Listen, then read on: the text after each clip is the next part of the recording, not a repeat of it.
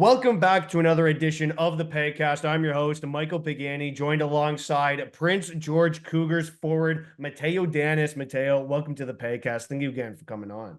Yeah, thank you so much. Happy to be on. Well, let's kind of start this interview off with how have you been doing recently? You guys are in the holiday break, so it must be nice to kind of finish off that first half of the season. Yeah, doing good. We got a good squad there in Prince George. We're a good team, but it's nice to kind of take a break from hockey for a little bit and see family and friends for a week or so, and then head back at her for the second half. Well, let's talk about the most recent game. It was up against the Kelowna Rockets. What did you like about your team's game there particularly?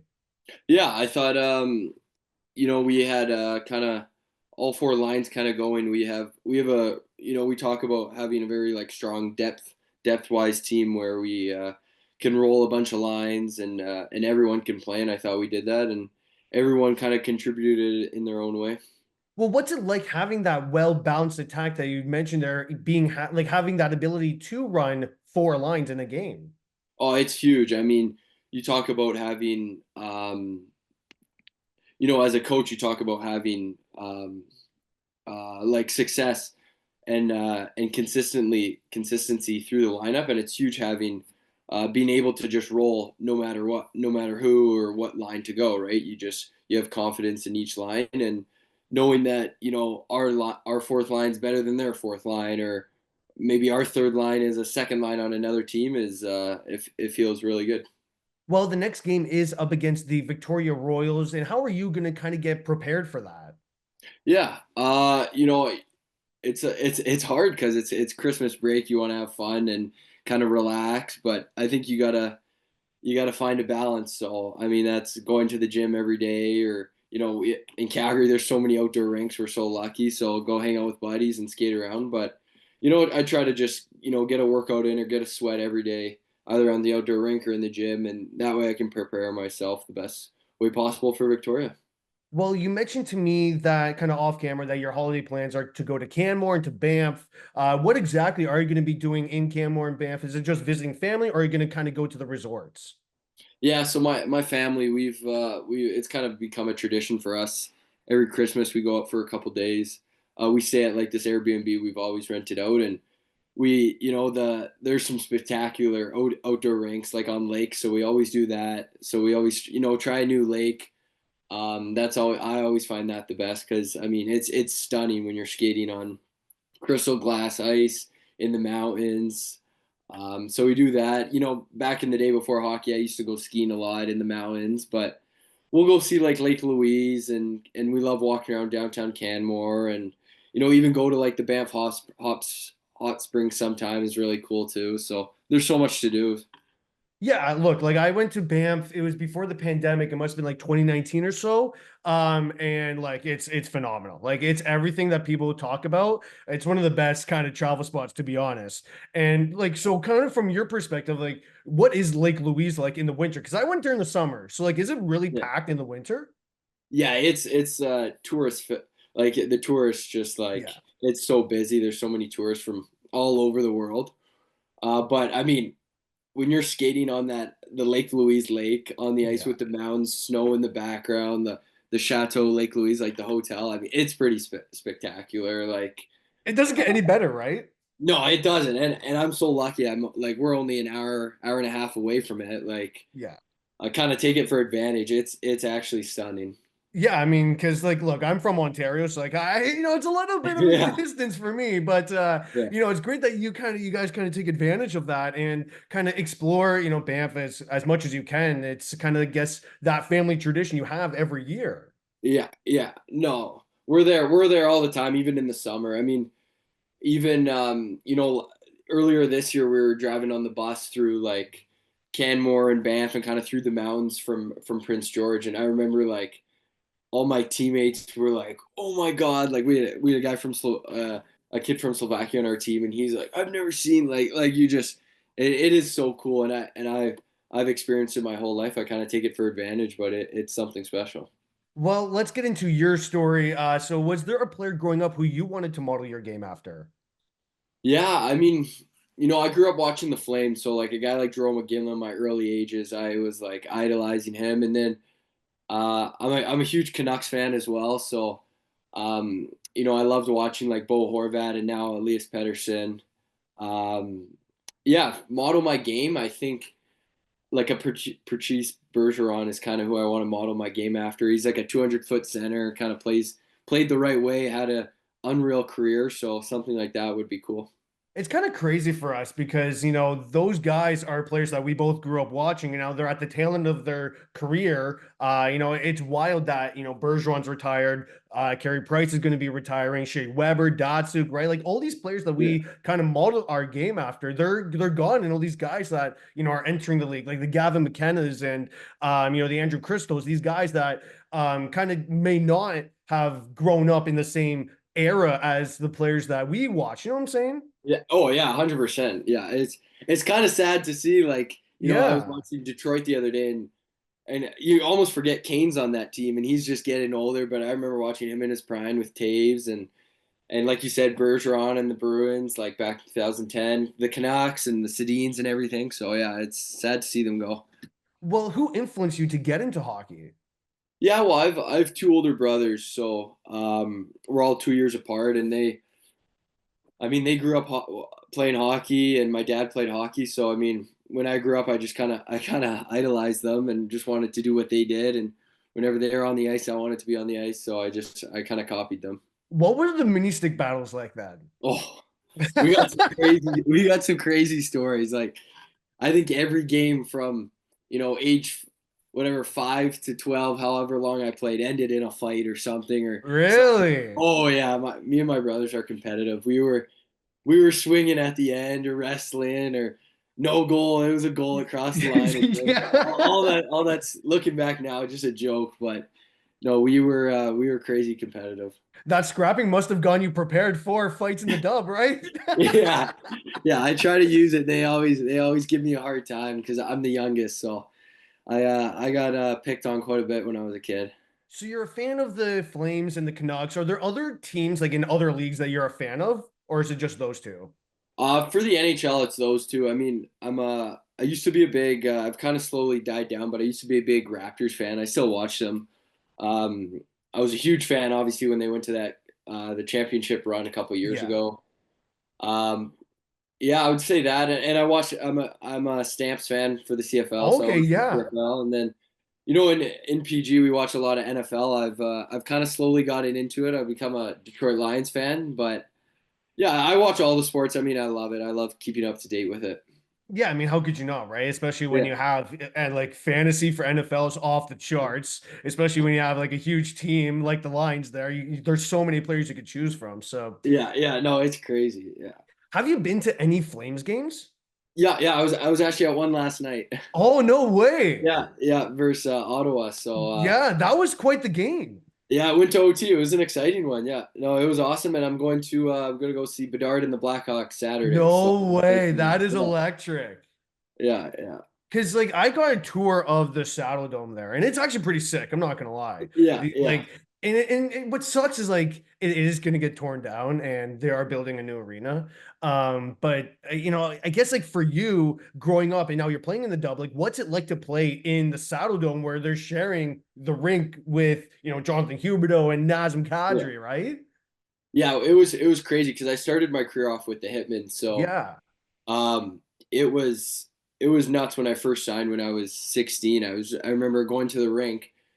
It was like the first day of practice. I'm sweating. I'm so nervous, and I just like I'm walking into the dome. I was like I grew up watching the Flames come into the dome every day. I grew up watching the Hitmen. It was the coolest experience. And then I'm walking in, and I walk past Goudreau, and I'm like, oh my, like this is my all-time favorite. Like this is who I grew up watching. And then Kachuk, and he comes and says, "Hey, what's up, buddy?" And I'm like, That's like it was crazy. it was crazy, and it was like, and then it became a everyday thing since I got traded. It was like you just every day you show up to the rink, you pass by a Flames guy. Like it was just, and it became the norm. And then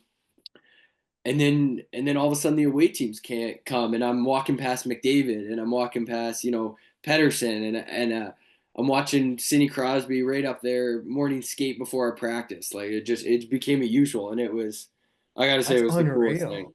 Yeah, yeah. So would you get there early enough to watch the visiting team practice or the home team practice before you guys went on the ice? Yeah, yeah. So we would have, let's say we'd have like 1 o'clock practice. Flames would have their 11 o'clock pregame skate, and then the away team would either go like at 12 or before. So I don't. Me and a few guys would always find out, what time they're on, the away team. So if it was like the Oilers, I'd always want to watch McDavid during morning practice, see what he does, kind of learn Draisaitl.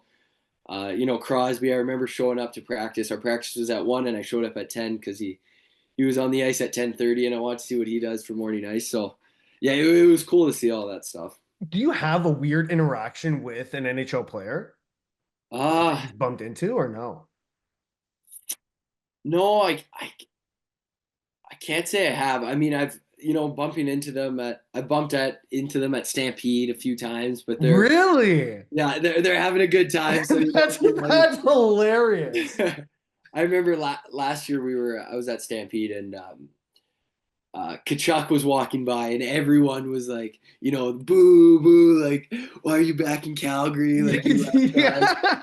He's just trying to have a good time too. He's just trying to have a good time. And I remember I just, I gave him knocks, and I was like, hey, buddy. Like, That's sick. Oh my God. What a time that must have been. yeah, yeah. No, so I wouldn't say any weird ones, but yeah, for sure. I've been lucky enough to talk to quite a few of them. So before getting drafted to the Hitmen to start off your career, you played with the Calgary Royals from U15 up until U18. How did they kind of get you ready for the WHL? Yeah, I mean, they like I'm 5 minutes away from the rink, so I mean, my brothers grew up playing for them, so yeah, it was huge. I was able to kind of be for the whatever couple years I was there, I was able to be kind of a top end player, so I was able to develop a lot there, and no, it was awesome. The coaches there and the coaching staff and the whole association was great, and no, it was awesome. I know my midget year, which was huge. I had the key to our dressing room, or kind of to the rink, so I would show up, 2 hours early before practice, see if I could hop on the ice earlier and stuff like that, and little things like that. It was huge for my development. Well, I believe you also got to play in the Max tournament, which is a huge tournament. What was that experience like for you at that age? Yeah, it was really cool. It was the COVID year, so it was the year that it got canceled during Christmas. So I remember I did like all these interviews for the Max tournament for Christmas. We were all getting ready, and then a couple days before it got canceled, and then it got moved back to at the end of the year in late March, early April, and it was so cool. I mean, that's a well known tournament around really North America for midget hockey, and it was just so cool to play against teams from Chicago, Team Belarus, like all these teams from all over the place. So no, that's a cool tournament. I'll remember that forever. And how beneficial, you mentioned that you were so close to the rink, only being 5 minutes away. Like, how beneficial was it having your midget hockey so close to you? Yeah, it was awesome. It was awesome. I know a lot of people talk like nowadays about, moving away for hockey for midget, going to all these schools or different teams, but I thought it was important to just kind of stay where I was. And at that time I was with the Hitmen till I want to say late October, so I wasn't sure what was going to happen. And then they wanted me to stay in Calgary too, for kind of be close to them in case they needed a call up. So it really just worked out. Well, you made the playoffs with the Calgary Royals in your final season with them. What was that kind of final stretch like? Yeah, it was actually kind of cool. It was, we were kind of a mid-pack team, kind of trying to make it, and then, yeah, we played a small arena, and I remember it actually being like just jam-packed. It's a small rink. I can't imagine there was more than 300 people there, maybe less. I don't know, but it felt like there was like we were playing in a sold-out barn. So it was cool and it was loud, and it was a cool experience. I guess it's kind of gives you chills thinking back to it, right? Yeah, yeah. I mean, those are like it does. It does. It just can't kind of give me a little bit of chills. It's like those are the cool memories because I remember all these high school friends showing up, all my buddies and families there, and it was cool. And it just felt like at that time the coolest thing. Did you develop any playoff superstitions with the Royals? Ah, I wouldn't say so. It is like it is a different animal in the playoffs. It always has been. But no, I wouldn't say different superstitions. What did it mean for you to, end up getting drafted by the Hitmen? Yeah, it was really cool. I mean, um, it was a moment I'll remember for forever. It was actually, I was actually undrafted, so I got, yeah, which is a lot of people didn't know, but yeah, it was. I was kind of disappointed I didn't get drafted, and then, but a few weeks later, I got listed with the Hitmen, and it kind of felt like the same thing. And then to finally sign with them was, yeah, that was for sure a dream come true. Because you grew up watching them, you go to their games all the time, and then you finally put pen to paper, and it's like, oh my God, the stars align, and you're playing with your hometown favorite team. Yeah, it was nuts. And then my grade 12 year and in grade 11, like I'm 16, 17, and I got buddies coming to the game, and they're in the dome, and they think it's the coolest thing. And no, it was cool. And then I'd go back. I scored a goal, and I'd go back to high school, and it was like, guys would know because you just follow the Hitman and stuff like that. No, it was a cool moment. So, did you have many friends and family out there for your first WHL game? Yeah, yeah, I had I got a lot of family here, like aunts and uncles and grandparents, so they're all there. And then there was geez, there's I want to say 10 or 15 of my midget friends that were on my team that showed up and stuff like that. So it was cool. So, how many sections did you end up reserving for that? I don't know. I don't know. I tried to get as many free tickets as I could. I didn't, and there's a lot of room in the dome. Oh, We absolutely, don't there pack it is. at all. So I don't think the Hitman giving away tickets was too big of a deal for me. Well, in your first year, you scored 27 points. What parts of your game are you continuing to work on so far up until this point? Yeah, yeah. No, my first year I was lucky enough to have a good rookie year. Yeah, we kind of had a mid pack Hitman team. So there's a lot of opportunity as a young guy coming in. And I got a lot of like power play opportunity and offensive opportunity. So I was really lucky. And then when I got traded to PG, I would say my role kind of switched a little bit into more of a third line, 200-foot center. So I had to adapt to that last year, especially. But I try to continuously bring my offense that I had in my first year, and just hope for the best. Well, you made the playoffs with the Hitmen in your first year, going up against the Red Deer Rebels. Like, what's it like to be part of that rivalry? Yeah, that's been a rivalry. I mean, 2 hours away, Red Deer. It's been a rivalry for many years, and I nothing's like playing in Red Deer's barn. They got they're a blue collar city, so they got fans yelling at you. And I remember sold out Red Deer beer cans thrown on the ice after a missed Really? call. Oh yeah, it Oh was my God. it was different. Like we were getting, fans were swearing at us, chirping us nonstop. I got a penalty, and I remember guys like on the bench, like in the box, like banging on the glass, screaming all sorts of stuff. Um, yeah, I just remember they got a disallowed goal. It didn't count, and I want to say 5 or 10 beer cans, like full, chucked on the ice. Yeah, That's crazy. they had to make an announcement like, "Please stop, fans! Please stop throwing stuff on the Yeah. ice." Like Zamboni crew had to come out. It took like 10 minutes for them to clean up the ice, and I remember it was just wild. It was yeah, it was cool. So how do you kind of channel that? Like, do you kind of live in the moment or do you completely tune it out? Yeah, it was kind of adjustment. I was 17. I didn't know how to deal with it. I think a little bit of both. Um, I think in the moment you go like, "Wow, look how cool this is!" Like Yeah. as a kid, this is everything I've wanted. To play in a sold out barn. Fans screaming and hollering. So this is what I want. But at the same time, you kind of have to like pretend they're not there, and it's just another ordinary game. So yeah. I guess that's right. And even during that series, it featured two overtime games, which is sick. So what's it like playing in playoff overtime hockey?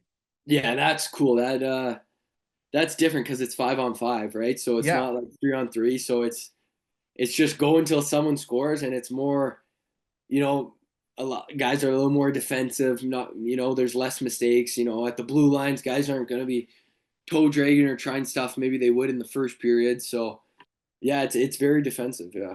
How did you kind of adjust your game there? Because, like you mentioned, you like to play that 200-foot centerman style. Hmm. Yeah, no, I know. Yeah, it was a good adjustment. I think, being a young guy, you just kind of try to learn and take it all in and kind of learn from the older guys how they deal with it. And um, yeah, you try to play that balance where you don't want to, you don't want to go out there during overtime and be like, oh, I hope I don't go get scored on, because that's just the wrong mentality. So you try to have a healthy mentality where it's like let's go score, but at the same time let's be safe and make sure everything's all right. Well, midway through your second year, you got traded to the PG Cougars. How did you find out about that trade? Yeah, it was nuts. We were playing Lethbridge that night, and I'm thinking it's a game day. I get to bed early, and I get up to a text message. Um, please call me now from the GM of the Hitmen.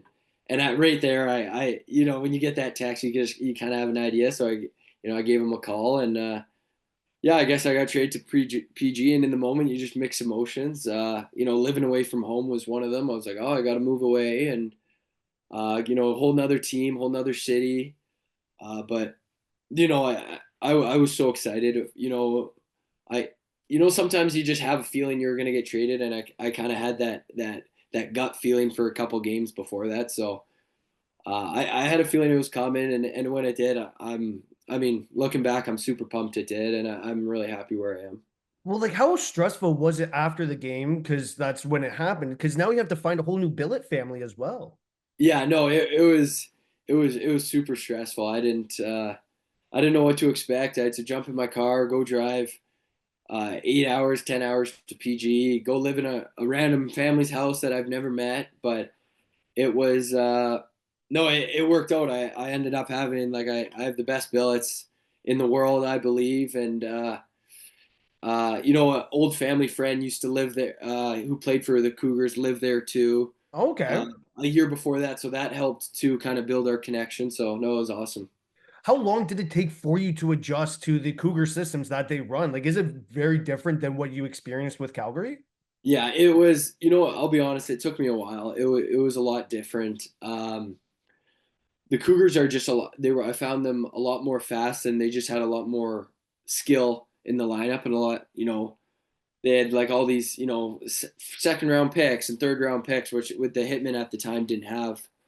So it was a different game. The Hitmen played when I was there, very, I would say, more defensive, hardworking, battling kind of old school way. And then I got to PG, and it was a lot more skill and speed and skating, and so it took me a while to adjust to that. Yeah.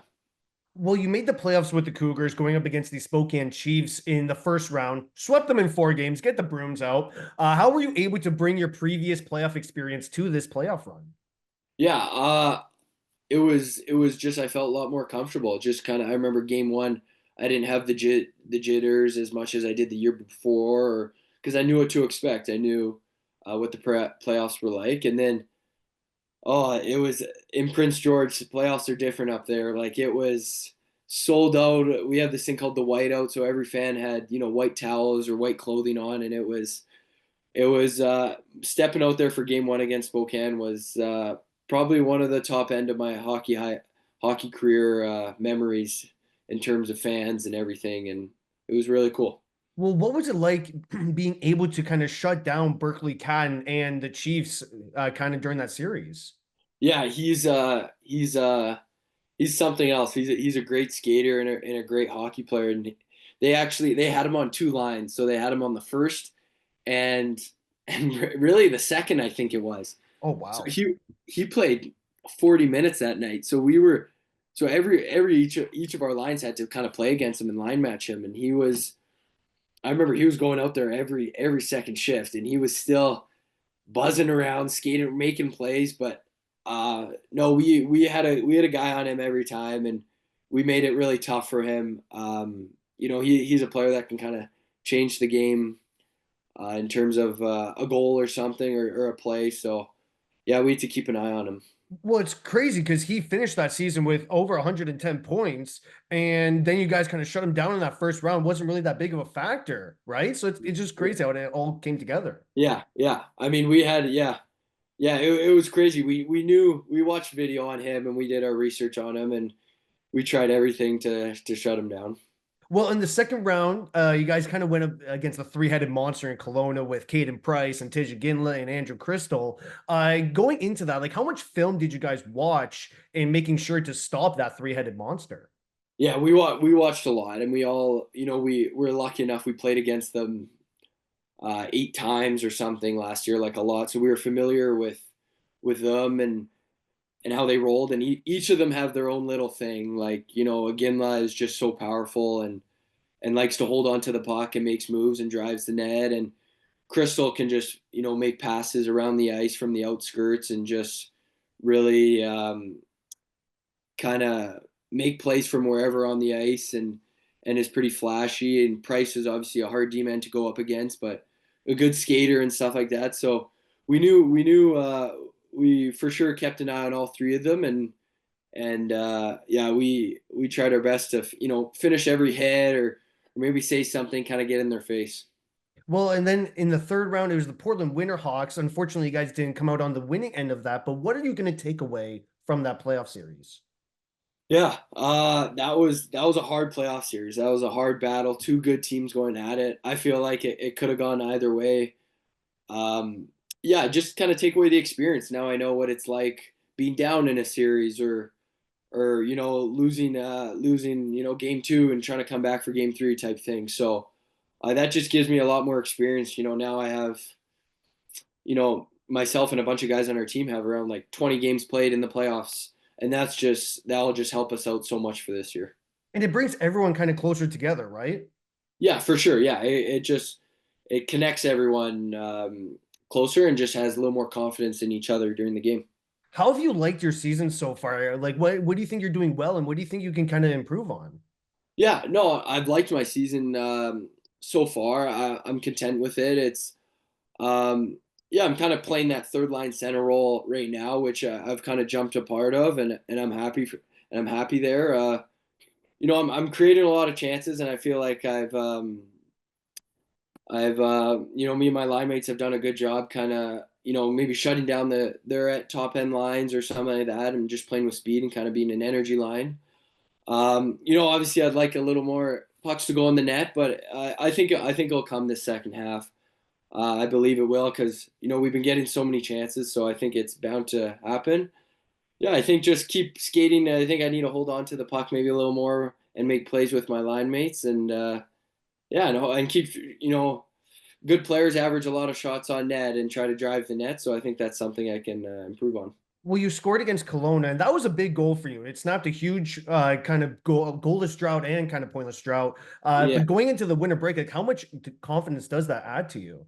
yeah, that helped a lot. I needed that. It was I kind of I went through this drought where it was like it was one of those droughts where you feel like you're doing all the right things Mhm. and they're just not going in. So um, I felt like the chances were there and we were getting chances as a line or myself every game, and it just wasn't working. So um, to see finally that one go in, it just helps so much, and I'm just hoping that it will lead to positive things in the second half. Well, who do you think is the hardest player you've had to defend and why? Ooh, that's a good question. I mean, playing against Bedard was something crazy. He has the puck on his stick 24/7, skating up and down the ice. For sure, him. Uh, yeah, I would say him, Zellweger. I remember going out and trying to block a shot from Zellweger and he ended up doing like 360s around me and and all sorts of stuff. Stankoven. Yeah, I would say those three have been the hardest to play against. Man, Connor Bedard, he's on a next level when he was in junior. Like that was crazy. He's kind of going through a little bit of a slump. He's kind of broken out of that, but like in junior, it was nuts. It was even watching just being on the ice with him was like, yeah, it was he was a different creature for sure. Well, so this kind of is a long-winded question, but the NCAA in junior hockey, right? Huge move there, allowing kind of overagers and CHL players to enter the NCAA realm. How is that like when you heard about that? What were your initial thoughts and how does that kind of impact you? Yeah, when I heard about that, I kind of jumped out of my seat. I was pumped. I mean, yeah, I think I think it should be that way. I think that's better for hockey, and that's better for the WHL. It's better for NCAA. I think it's just all around better for players' development. Yeah, I think that would be an awesome route to take. I mean, you see how exciting NCAA games are, and uh, and everything down south, and how good the NCAA is. So I think that would be a great route to take for sure. And what do you think? So the Vancouver Giants, they wore ref-inspired Yeah, jerseys a few years ago. What were your thoughts on that? Because that was crazy. I'm not gonna yeah, lie. I seen that. That was nuts. I'm pretty sure they blended in with the refs a few times. I didn't know whether Yeah, I to was go like, how am I offside or supposed to follow something. along here? Who's making the calls? I've seen that. That was something different. That was pretty crazy. How come you decided to wear number 29?